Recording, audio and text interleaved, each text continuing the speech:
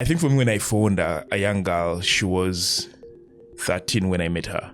She was pregnant. And when I asked her, so definitely the person who had made her pregnant was older than her and was an adult because he was above 18. I asked her if the parents knew. She told me they knew. And I asked her what they had done. And she said nothing. And I asked her, doesn't it trigger you that you are getting pregnant at this age and you are supposed to be in school and your parents are doing nothing? And do you feel that you don't have to live here because you're pregnant at her parents' home? I said, no, I should be fine because my sister did get pregnant during the same time when she was about 13 and my parents were fine with it. So they should be fine with me. Now, this is what I've been telling you. These kids watch. These kids see what's going on. This is the Policy Digest, a Center for Policy Analysis podcast that explores how African societies are governed and how people and their leaders are shaping the future of their communities. Through candid conversations and insightful analysis, we aim to provide a deeper understanding of the political, economic, and social landscape of Africa. So sit back, relax, and get ready to explore the diverse and dynamic world of African governance. Welcome to the Policy Digest, a podcast where we dive deep into key legislative and policy issues shaping our country. I'm your host, Faith, and today we're continuing with our topic on sexual and reproductive health in Uganda.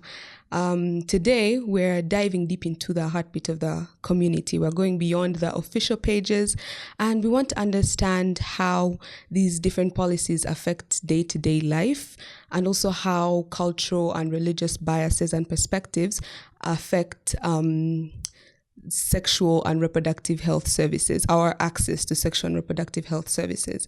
This is the second episode on this topic. So if you haven't watched the first, I'd recommend that you go to the page, watch the first one, and come back here so that you're up to speed. Once again, I'm being joined by Charles Katulamu. He told us a bit about himself in the first episode, but just as a reminder, Charles is a PhD candidate and a global health researcher with the University of Michigan. He's also a non-residential research fellow with Population and Social Development Institute. Happy to have you back, Charles. Thank you, Faith. Yes. Happy to be here. Welcome. Yes. So in the last episode, we explored Uganda's laws and policies. You took us through the sexual and reproductive health, exploring how legislation like the Penal Code set the framework for access to services. And then as we talked about the different policies and the biases, we quickly realized that there's so much more. Like the laws and policies only scratch the surface of what SRH means in this country. So today, we're going to dive deep into the community. Before we get into that, I can imagine you've done extensive research on this topic. And because of that, I remembered a question that came by my reading preview sometime. It said, if knowledge is infinite, will curiosity ever truly be satisfied? I remember you had mentioned, again in the last episode, this is why you need to go back and watch the first episode because I might be referring to it a lot. But you talked about your journey throughout this field and what shaped your understanding of the field, but also the fact that there was that initial spark of curiosity that you had. So I was wondering, with that question in mind, do you think that the curiosity you had in the beginning, or has the curiosity you had in the beginning been satisfied, or has it just expanded? So, in short, it has expanded and continues to grow. When you ask a question and you get into an investigation with this investigation, you get to find more questions. You get to find more gaps, and you want to seek answers to those questions. You want to seek redress to those gaps. And therefore, given that knowledge is infinite, goes to infinity, then definitely that means that these gaps would continue existing, similar to innovation. Because when people's curiosity rises they try to seek solutions to these, to the questions or to the gaps they realize. And every time actually people are imagining about what is existing or what they see, it leads them to become thoughtful and ask. So every time you learn, you ask yourself questions, and then those questions seek. You need to seek answers to those, and definitely curiosity emerges. Yeah. Yeah. Still on the subject of knowledge is infinite. Yeah. We know that a lot of the times the lack of knowledge tends to create certain challenges and biases. Now in this case, it's around SRH. So from your research, what are some of the biggest challenges or biases that you've come across in Uganda's SRH sphere? So on the side of the community, or on the side of the people, it is what I would term as the attitudes, or their attitude towards sexual and reproductive health. Then on the side of the stakeholders, or the state, or the providers of the care, it's mostly financing. Definitely there are, because the service providers are part of the people, right? They also hold certain attitudes. But that's not their biggest challenge. Their biggest challenge is financing. So for the community, it's attitudes. And what we mean with that is how do they view, or how do they think, what's their perspective about sexual reproductive health? Because sometimes when we talk about sexual reproductive health issues, concerns, care, some people, it definitely sends them to think of immorality. It sends them to think of the wrongdoings in that line of work. So yet, in the day-to-day life of our children growing up, of us being adults, we definitely need this care. Not because our bodies have a problem, no, but just because it's part of the care we need to live, right? So if it's a young girl at 13 starting her menarche, she definitely needs this care. Yes. But what is the perspective of a parent or a man seeing this girl starting a menarche? It may send wrong intuitions, right? It may, and when it comes to the side of the providers, are they providing enough for this young girl at 13 starting a menarche? You get the idea. And if it is her starting a menarche, does she even know? How has the community perceived teaching that this girl, before she makes 13, or before she makes 9 or 10 or 11 or 14 or 15, when they start menarche, of what to expect as they are growing, and how they should handle themselves during that time. So it's attitude. Yeah. When there's someone pregnant without marriage, what does that mean? Or without them living with a man in a house, what does that mean? Or if they were in school and they got pregnant. Attitudes. Okay. Definitely the attitudes are what I think they're the ones that start the journey of like the stories and all of that. I know people have talked about, I've heard stories where people talk about like around sex ed specifically, that the education on sexual and reproductive health usually leads to promiscuity and all of that. So I was wondering, in your research once again, could you share, do you have a specific story that stayed with you around this topic, that stayed with you, that could help us understand better how these different attitudes affect our access to these services? Yeah. There is a perspective that when you release this information, like you said, you're kind of like promoting promiscuity, right?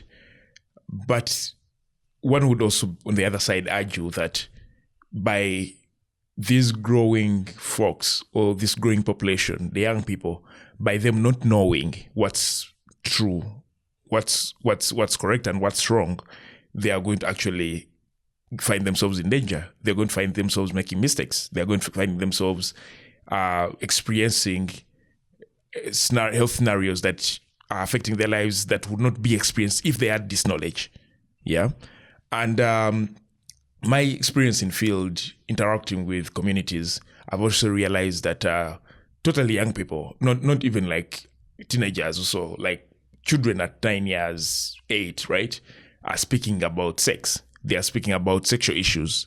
They are telling stories of people having sex. They are telling stories of people getting interested in each other. I mean, they live in communities. They live in communities where teenagers are. They are studying with, for example, a primary 3 child or 4 is in the same school with a primary 7 child. A primary 6 child at home has siblings in senior 4, in senior 5, and they are seeing them. They are seeing what they do. So if the other one is dating or seeing someone, these are watching. So the question is, should they be kept in the dark, or they should know certain elements and certain information by a certain age? Yeah. So, so relating that to the question of like one thing that kept with me, when I'm filled, I think for me, when I found a young girl, she was 13 when I met her. She was pregnant, and when I asked her. So definitely the person who had made her pregnant was older than her and was an adult because he was above 18. I asked her if the parents knew. She told me they knew. And I asked her what they had done. And she said nothing. And I asked her, doesn't it trigger you that you are getting pregnant at this age and you are supposed to be in school and your parents are doing nothing? And do you feel that you don't have to live here because you're pregnant? At her parents' home. I said, no, I should be fine because my sister did get pregnant during the same time when she was about 13, and my parents were fine with it, so they should be fine with me. Now, this is what I've been telling you. These kids watch. These kids see what's going on. These children live with people talking about sex. They live with people. I mean, in communities, in some communities, you find that an adult young man about the age of 20 is sending a primary 2 who is about 6-7 years to a female who they are interested in to either take a telephone number or to take some money or like to take wingman. or take some gifts, right? Of course, definitely, this child has grown up in this community. He or she knows that these two people are not related, and over time, intuition still her or him that this person is trying to pursue this person. Yes. And then he or she starts getting curious of why. What does this mean? What does buying gifts for her mean? Why isn't it that the gifts are coming from Oscar to Martin? Why is they coming from Oscar to Diana? Right? So definitely, if that kid takes the next few years in life, these questions have to be answered. Yeah. And therefore, if there is no space, if there is no engagement for such issues to be answered, they are going to try to get the answers themselves. And that's where they actually land into problems. Yeah, definitely. It's reminding me of a young boy that I know. He's about he's 13 now, but at that time he was around 10. Yeah. And I remember he used to, because some of these kids get really comfortable with certain adults, and because I used to talk anime with him, he got comfortable with me. So I remember he asked me about where babies come from. Right. And just like the norm, I also kept quiet. I said, the storks brought them. And so he went for a camp later that year, and he came back the next year telling me, very excited, I know where babies come from. And he then went to explain, and then we had a whole conversation around it. And I told him, I asked him about what he thinks, and he said, I think it's better to stay. Of course, I'm hoping that's the same attitude now. But from that, I learned that he got a better understanding of it, and that's why I would advocate. I know it's not something that is held in high regard in our community, but I would advocate for sexual education. Yes. Let me let's pivot a bit to now the religious biases on things, specifically around contraceptions, because I've come to learn that there's a huge bias around contraceptions. Yeah. A couple of years ago, I came to learn about a certain lady who had about 20 something kids. And certain health workers within her community were trying to get her to take contraceptives, and also trying to get the man to wear condoms and all. And the reason why this lady cast them out of her compound was because of a certain verse in the Bible. I don't know if you know, it's in Genesis 1. It talks about being fruitful and multiplying. Okay. And I realized that a lot of people use that specific verse because the Bible doesn't outrightly condemn or condone contraceptives specifically, but there's that one verse that people rely on. So I was wondering, have you come across someone with a specific idea or interpretation of that specific verse or even any other religious avenue, and how have you handled it? I have talked to women mostly about contraceptive use. I also talk to some men. Yes. But I have a more encounter with women than the men. But of course, and from both sides, from both men and women, I have had those who have spoken about not using contraceptives simply because their religion does not allow them to use contraceptives, or simply because it's not something that their church or their religion supports. That specific verse, I've not had people citing it, but at least what they have always referred me to is that religion is teaching or teaches them to grow up, get married in church, and live with their husbands, and then stay by. Let the time tell its story. So in that perspective, they suggest that there is no way where the Bible is teaching them to control when to get pregnant or not to get pregnant, that they should leave that to God, and that if these children are blessings from God, then there's no reason why you would prevent they would prevent themselves from getting pregnant, right? And that's the same view they hold on abortion, that if I got pregnant, probably I didn't want, but I did get pregnant. Why should I stop this blessing from God? I don't know what this person will become in future. What if I am having the next president of this country? So religion does definitely have that, or people have those religious tendencies, against contraceptives and all that, including family planning. But there have been some religious elements in our churches that have come out to speak in affirmative of the family planning tendencies, especially in terms of Planned Parenthood. That there is no reason why you would have children that are going to stress you over, economically especially, and socially managing them and raising them. Yet you can make a decision with your partner about how many children you can have, that you can ideally support without any stress or failures to do so. Yeah. And I think for me, those voices from the church and from the Islamic side of it are good, because at the end of the day, today it's not about how many, it's about those who you can care for effectively. Yeah. Okay. So, but again, we cannot take away the fact that most people are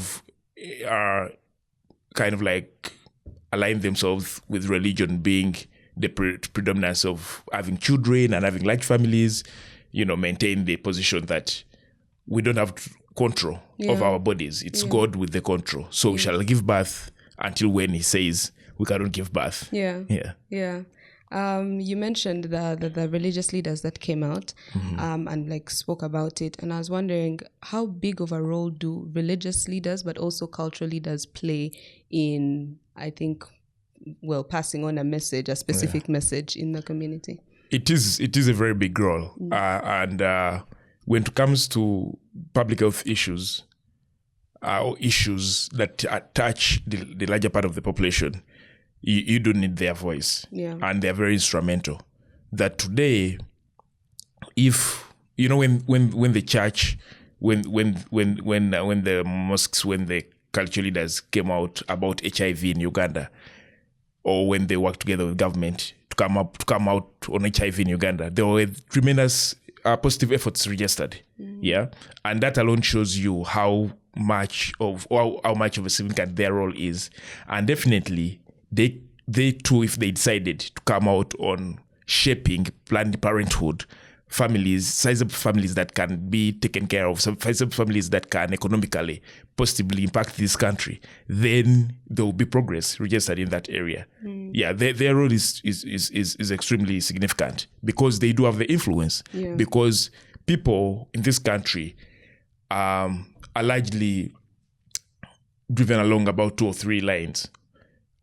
Someone has a name, and that name belongs to a certain family in a certain tribe, clan in a certain tribe. Yeah. Now that like kind of lineage, that's one thing that defines them. That's the other thing that defines where they are buried. So it's a key component of their life. 2, someone another name that is determined by their religion, their church, usually dependent on their mother and father, because it's assigned at birth usually, and they do not have an extreme role as a young baby to determine which church or which mosque to align with, right? Of course, later on, they have the potential to move and say change, but still they're changing to what? Most of them are not changing to become atheists. No, they're not dropping religions. Yeah. They are just changing a church, but mostly if it's about Christianity, they're staying in Christianity. Yes, we have had crossovers from Muslims to Christianity or Christianity to Islam. Those are not significant that they would, but even if they were, this is still religion to religion. So the role of religion, again, remains very dynamic because this is the second component after culture, which is the tribe, so the family, the clan, and the tribe, where they're coming from. Yeah. So these 2 issues in Uganda and our perspective, our context, they are very, very instrumental in our day-to-day lives. And definitely, if we are looking at how do we influence people's health in certain ways, then cultural leaders and religious leaders have a very big role to play. Yes, definitely. Yeah. So we've also talked about sex education, and in certain communities, you'll find that the young people have been told what to do in case they get pregnant and all of that. I know there's certain initiatives to go about, but then you'll find that when they do seek certain sexual and reproductive health services, there's that stigma around it. So I'd like you to expand on how the attitudes towards the young people, but also the unmarried people are when they go to seek these different services. One, I think for the young people, because I've also done service providers in health facilities and in non-government organizations that provide these services to young people, and the idea is, or the first attitude is, how come this young person is looking for this? So if it's family planning, why a girl at 14 is looking to enroll in family planning? Those are questions I always have. And however, there is a shifting dynamic in health centers, especially in some government health centers, regarding when a girl comes to them. This is not the agenda, because I've talked to some of them and some of them are aligned differently. But some think that if this girl comes to you asking for this kind of service, then it is ideal that you understand their experience, where they're coming from, and before you determine whether or not to provide the service. So that's the first stage of like counseling. They're listening to them, they're speaking to them, they're understanding, okay, does she know what she's going into? Why is she deciding to go into this? Why is she deciding to enroll in family planning? And how can I guide her better? But for some others, they're like, no, we do not do that for your age, for your age. But this person is sexually active. So what's the purpose? Yes, I'm not saying the right answer should be, okay, I've come for family planning. Yes, here are the tablets. Take 1 a day, and that's okay. No. But I'm for the other person who decides to sit with this young girl or young boy who has come for condoms, or who has come to seek about getting a family planning for his girlfriend or sexual partner, that you sit with them down to understand why or how they got themselves into this scenario. Some of these young girls probably are actually becoming sexually active, not because they are doing it luxuriously, but they are with people who they have been captured into moments where their guardians actually sleeping with them, or they moved from wherever they moved from to come to a certain place to kind of like find a living, and they get trapped into a man's home, and some man is using this girl sexually. And she doesn't want to get pregnant because she knows that when she continues sleeping with this man, she's going to get pregnant, but this is not the person she wants to live with. right? But for now, she's receiving an accommodation, she's receiving meals, and limited little support about her day-to-day life from this person. Yeah. And she doesn't have control to deny him sex. So before you send such a person away, can you understand like where she's coming from? If there is extra help you can provide rather than just contraceptives, can you link them too? Because this sometimes these health facilities have got to know how to support these people more, like referrals, linkages to supporting systems or facilities and so forth. Yes. So that attitude of that negativity, I think, should be eroded, and we start thinking positively about supporting. Simply because someone has come for family planning, it may not necessarily that that's what they should get, especially girls who are school-going age. It may be an issue of like first understand them and where they're coming from, and then guide appropriately. Yeah. And for the women who are not married, definitely, okay, in our context, at least in the health facilities, what I've realized from the years of research, it's not always about the health facility denying a woman, a grown woman, maybe a young woman, maybe 20 years, 18, 25, denying them the facilities, the services they want. What I've actually realized is the women themselves are negative about family planning and contraceptives when they are not married. Men too.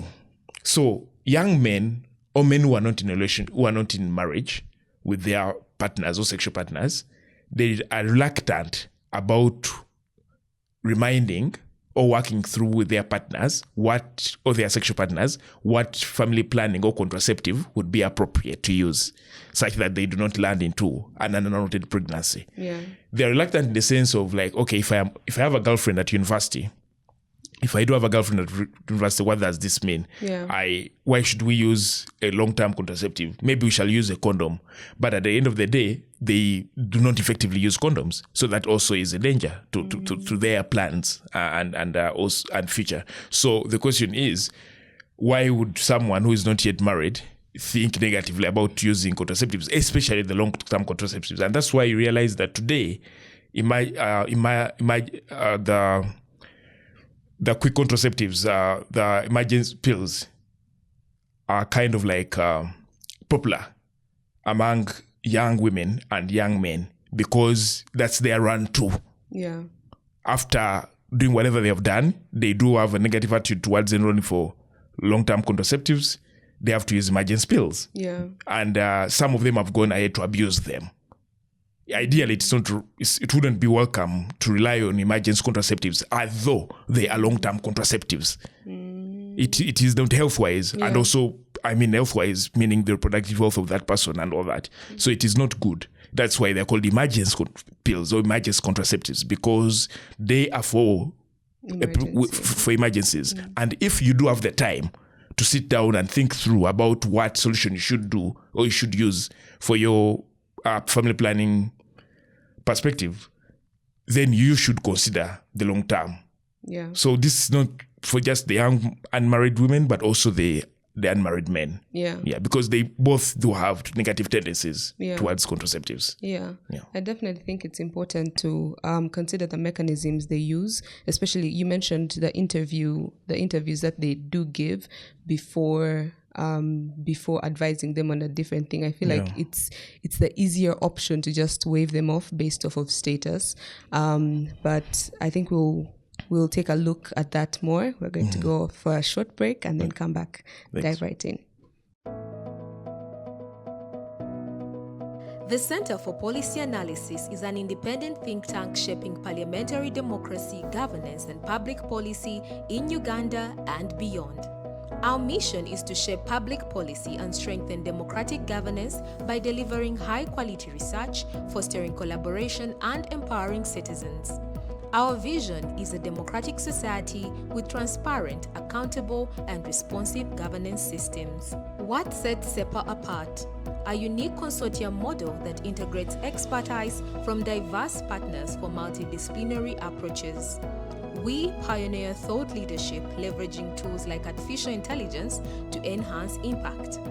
Through collaborative advocacy, we empower stakeholders to engage with legislative processes, all while combining rigorous research with a deep understanding of Uganda's political economy. Our flagship initiatives include Parliament Watch Uganda, that bridges the gap between the citizens and Parliament, the Policy Digest podcast that explores politics and public affairs across Africa, and the SEPA Convo, our bi-monthly X-Space tackling key public issues. Our work spans parliamentary democracy, human rights, public health, road safety, climate justice, artificial intelligence, and more, including the Africa Regional Conference on Parliament and Legislation. Join SEPA in shaping policies, amplifying voices, and building a democratic future. Visit www.sepa.or.ug to learn more or follow us on social media. The Center for Policy Analysis, a leading public policy think tank. So Charles, you talked about how it would be preferable for the health workers to first have a conversation with this lady instead of sending her away, whether she's young or unmarried. First have a conversation and understand her the circumstances under which she's seeking this help. Right. Again, since we're talking about the people, I'll take you into another case study of a certain lady that got a miscarriage, and she got a miscarriage at 4 months. And so after a few weeks, she was scared, of course, to go get help, because there's usually that, I think there's some services that help you get over that, because you can get affected. Yeah. So after a couple of weeks, she finally mastered the courage and went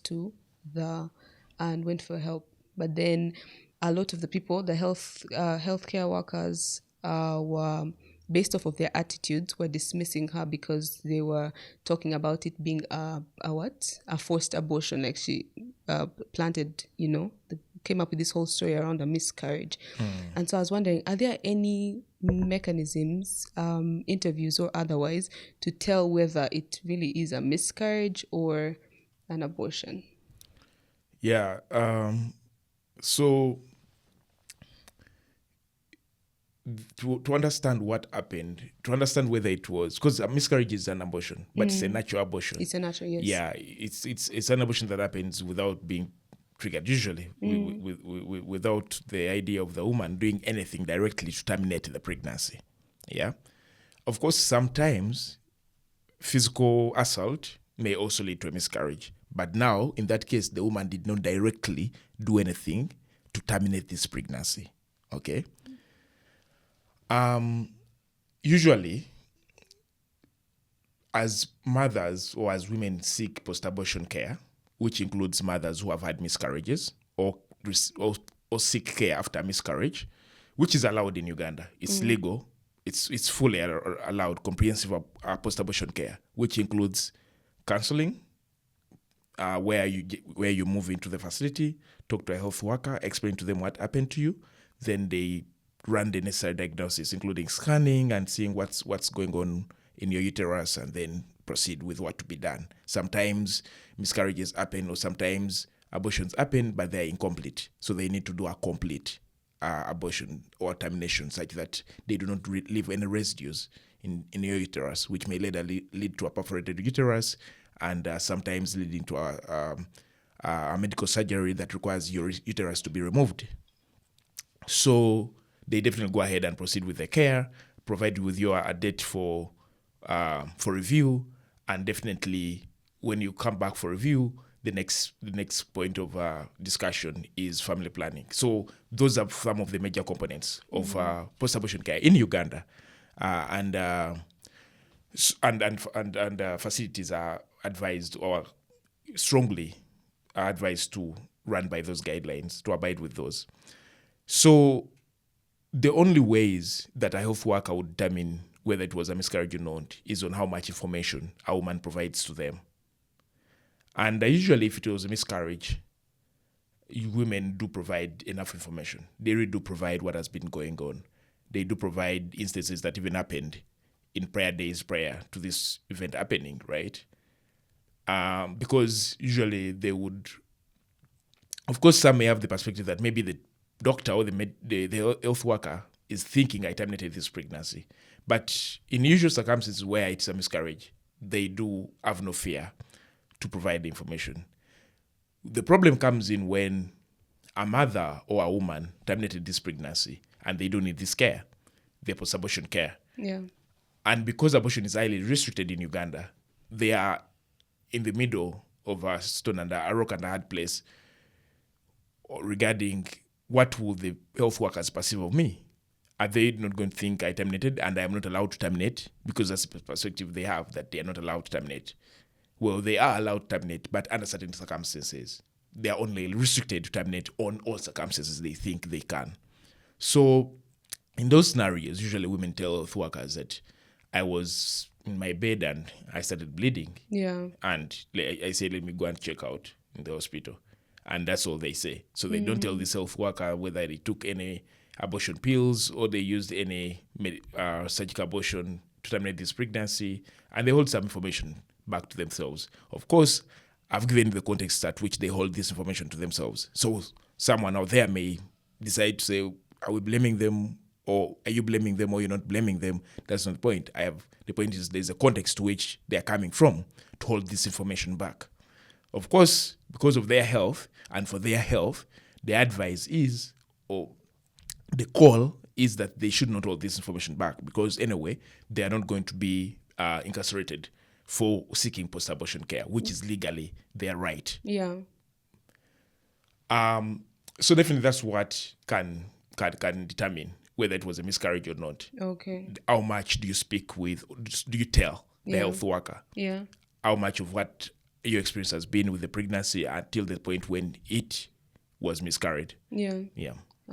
So keeping with the same case study, from my understanding of the community so far, of our country, let's say, a lot of the times attitudes tend to override policies and laws. And Right. you correct me if I'm wrong. Attitudes tend to override policies and laws. So in this case, when a health worker, say, turns this lady away and she's unable to get post-abortion care, are there any policies or laws that can hold the health worker liable? So for example, she's turned away and then she comes across a complication. Is there a way to get back to the health worker and then That's a good one. yes. And it's interesting. But literally, the health care worker, when a woman comes to you, so this is about a miscarriage, but even if it wasn't a miscarriage, even if it was a woman intending to abort, when a woman comes, for example, to abort, because now a miscarriage is something that we all agree that has happened to this woman without our interest, right? But let me put it to the most extreme. Let's say a woman is pregnant and wants to terminate a pregnancy. This will cover also those who seek a miscarriage. The woman moves to a doctor or a health worker or a health facility to terminate a pregnancy. What the health worker is supposed to do, not to turn away the woman, they are supposed to refer. What you cannot do, you do not turn away. You refer to a higher level authority in terms of your medical line. So if it's a health center 2, refer to 3. 3 will refer to 4, and 4 will refer to a regional hospital or a district hospital, and so forth. Okay? However, so this is similar to the miscarriage. However, if you do not refer, then as a service seeker, as a patient, I have the right to get legal redress. Okay.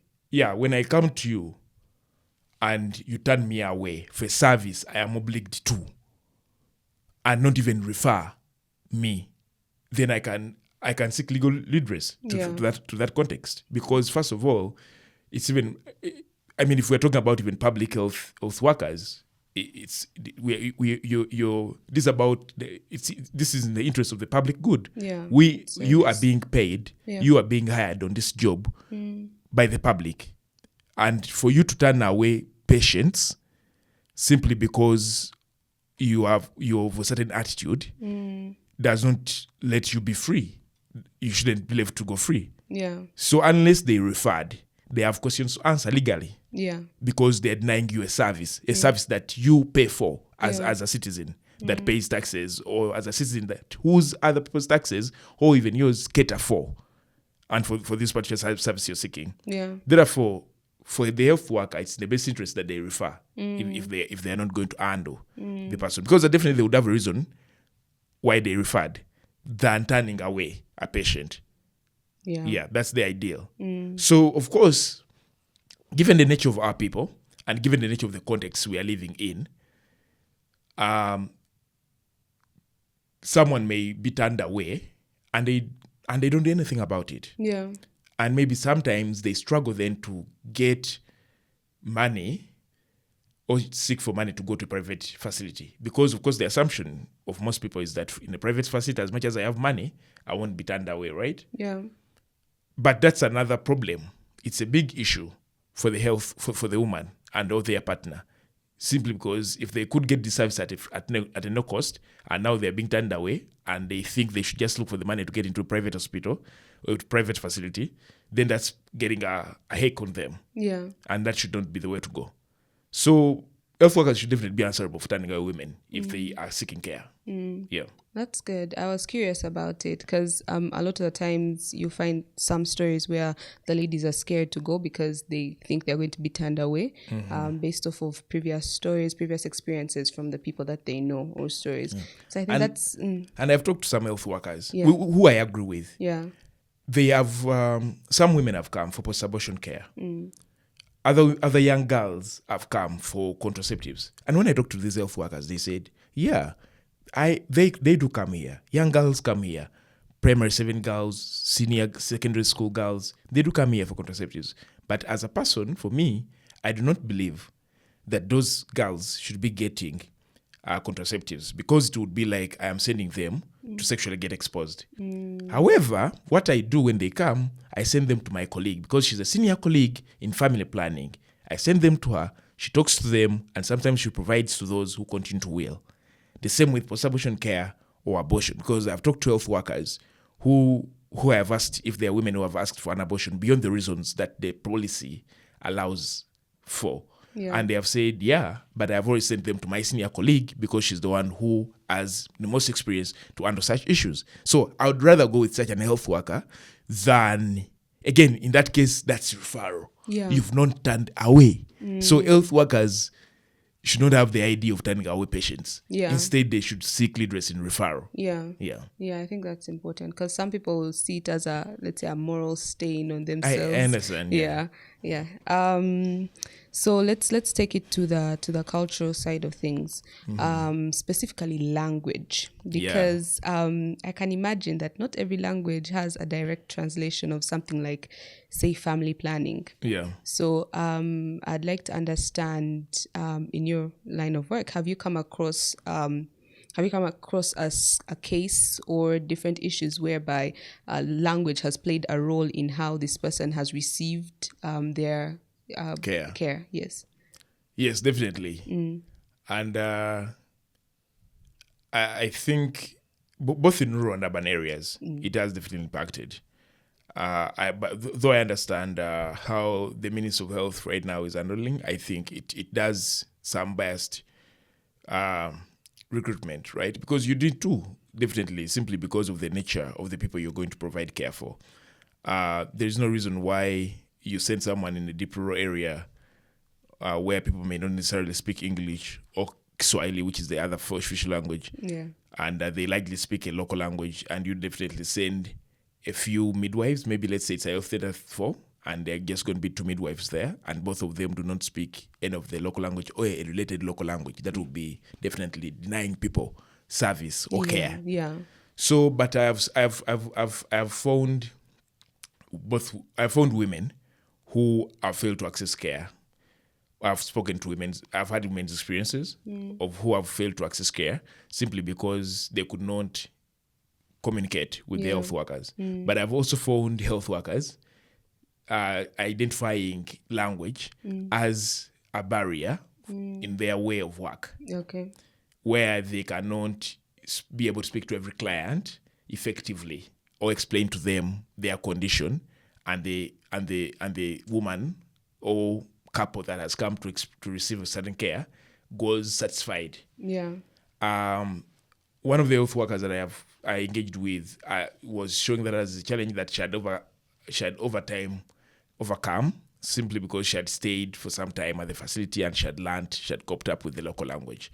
But as we aim for effective, comprehensive healthcare for our people, definitely language should be a priority, especially when we are allocating healthcare workers in the different areas. Yeah. The other subpopulation group that definitely has a high toll of a language barrier issue are the refugees. Now, definitely there are refugees in camps, right? And those sometimes have specific health camps in there, like facilities come in and provide care and all that. And definitely, too, even if they came in, they did not necessarily speak the language of the refugees, or refugees don't necessarily speak English or Swahili or the language of those local health workers or national health workers that have come in. And even when they try to access the public facilities that are nearby the camps or so, they do not necessarily maybe speak the language that the health workers do speak. But they are also urban refugees that do not actually speak our official languages, and they do not know the local languages, and the health workers don't speak their languages. Those have also been greatly affected. And with the ongoing or with the emerging crisis, funding crisis, where international development partners are asking the government of Uganda to take over support for refugees, I am seeing that challenge moving to rise, because previously, as the international development partners financed most of the aspects of the refugees, the government, especially the Ministry of Health, worked with the refugee camps to ensure that they try to resource care, to mobilize care or healthcare provision that is suitable or tries to suit the interests or the need of the refugees, including in terms of language and all that. Now, with limitation in funding, then that means that language barrier is definitely going to take a rise at all against the well-being of the refugees. Yeah, definitely. So you mentioned that there's been an initiative by the government to train certain people, take certain people that understand different languages into these areas. How important do you think the education around SRH is to the government, given their initiatives so far? How important would you say it is? I would call it a priority area. Like, this should be one of the topmost priority areas of government, sex education. Yes. Why? I now getting back to the important question. Why? Because of its importance in what? When we provide comprehensive sex education to our population, we are avoiding there would be challenges. We are avoiding certain scenarios that are happening to our people unexpectedly. Then by avoiding those situations, we are limiting how much care, also how much financing we do put in the consequences of those unexpected situations. So when it comes to, for example, teenage pregnancies, which have been on a high number, 24 for every 100 girls, 24 of them have been pregnant between the age of 15 and 19. That's a big number. Meaning that if we did provide efficient education, sex education, and we prevented some of those scenarios and reduced that number to maybe about 4 or less than 5, that implies that you're keeping those girls in school, because most of them will become pregnant between 15 and 19, definitely don't even continue with school. You are ensuring that you control how those women give birth, or you're not controlling, that's maybe not it's enough language, but you are assisting them to make informed decisions about when and how to have children. So they have the control themselves, but you are abating their decisions. Yeah. By keeping them in school, they're having a choice. By moving it, transitioning it into work, they do have a choice when to have children, when not to have two, how many to have. And because you've enabled them not to get pregnant while young, they're going to be productive to the economy, but in a very sensitive way. Like, they have planned for this. They have planned for their participation in the economy. They have planned for how many children to have, and they've definitely the investments of their returns are going to good use. Yes. But that's just one aspect. When it comes to HIV, recently the stats showed that for every 100 people, 13 were positive in Mbarara alone. So recently in Western Uganda, the rates of the prevalence of HIV the incidence has been high, many, and especially among women. Yeah, and young women. Yeah. So it means that you have a future of very many young people being buried in early years. Their contribution to the economy is dead. Yeah. Their contribution to their families is off. Their contribution to their local communities is off, because they are going to spend most of their years here. So they are going to definitely have a very huge lifespan, disabled, because they cannot work to full capacity given the illness. Yeah. So that's another aspect. But there are many others when it comes to you dealing with a huge population, because people started producing while young. So there are many other components that are health and inform the economy and inform the contribution or the investment of the economy, education and all that. Yeah. That if sex education was prioritized, the government would be benefiting. Yeah. Yeah. Yeah. Okay. I wanted to ask this as well. When it comes to conversations around reproductive health, Right. you'll find that a lot of times we're having the conversation around the females.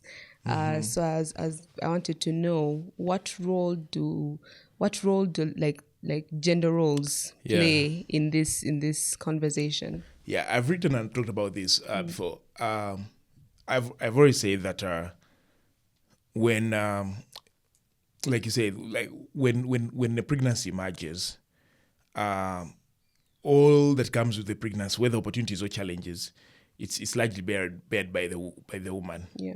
But I've always argued that men are a key party to a pregnancy emerging, because Definitely. they did play a role on this for this pregnancy to emerge. But as well, they're a very key party for the later events that come along that pregnancy. Though, given the natural nature that the woman carries this pregnancy, a lot is excavated to her.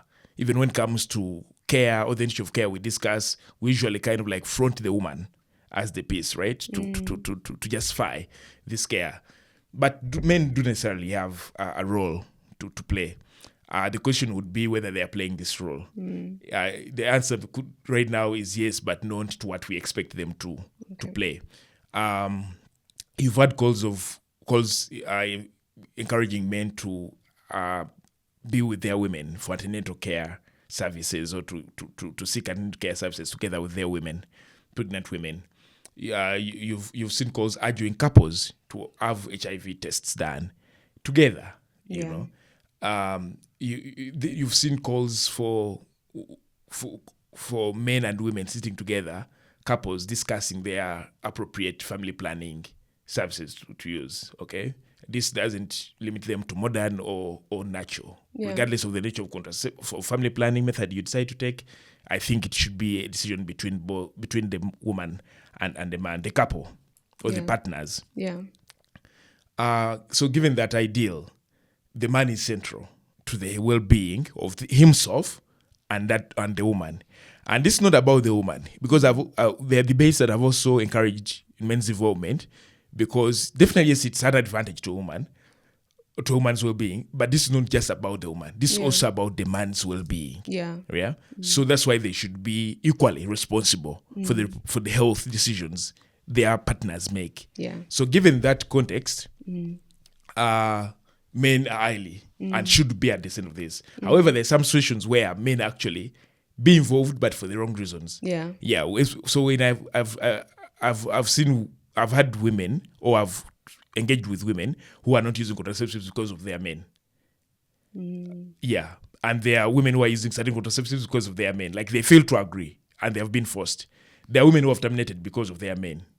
For both forcefully, or sometimes because a man failed to take care of this pregnancy, or failed to support the woman and decided to terminate the pregnancy. Yeah. So a man can be involved in a woman's life for the health for the reproductive health reasons, for both positive means and negative means. So again, as we make these calls, we should remind couples and men necessarily that they should be involved for the positive reasons. Yes. Yeah. Yes. I like the fact that you said they should be equally responsible. And I feel like we can have conversations around it, especially gender roles. Right. For a very long time. Including parenting. Yes, exactly, including parenting. So as we come to an end, are there any parting shots that you have? Yeah, we talked about sex education here, and we talked about it in our earlier episode. Yeah. And I think one thing I want to highlight as we get this off is we ask parents to carry on the mantle themselves. And maybe people are like, how? Because probably even them, they were not sex educated. But what I would want to identify as a reminder is that there are resources. There are resources online, effective resources that parents can go through and find ways of how they can pass age-appropriate information to their children. Yeah. Yeah. So as parents think about how they could do this, they could utilize online resources. Yeah. For engaging with their children. Yeah. About their sex life. Yeah. Yeah. Yeah. Thank you so much, Charles.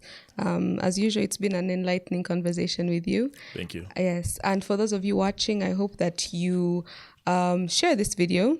Let's get educated on this so that we can help those people that are coming after us understand ourselves, our bodies, but also how to take care of each other.